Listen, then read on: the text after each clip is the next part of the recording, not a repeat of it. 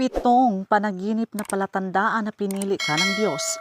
Una, ang panaginip ng maliwanag na liwanag ay palatandaan na pinipili ka ng Diyos at ginagabayan sa tamang landas. Pangalawa, ang panaginip ng paglipad o pag-angat ay tanda ng pagpapala at espiritual na pag-usbong mula sa Diyos.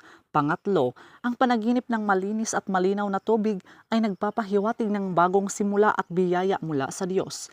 Pang-apat, ang panaginip na makukulay na bulaklak o halaman ay simbolo ng kasaganaan at biyayang ipinagkakaloob ng Diyos. Panglima, ang panaginip ng proteksyon tulad ng pader o ilaw ay tanda ng pangangalaga ng Diyos sa iyong buhay. Pang-anim, ang panaginip ng mabubuting mensahe o simbolo mula sa mga anghel ay palatandaan ng gabay at misyon mula sa Diyos. Pang-pito, ang panaginip ng kapayapaan at katahimikan ay nagpapahiwatig ng pagkakamta ng kapayapaan at proteksyon ng Diyos sa kabila ng problema. So yun lang po mga kaibigan, so please do subscribe and hit the notification bell para ma-update po kayo sa susunod na mga videos. Maraming salamat.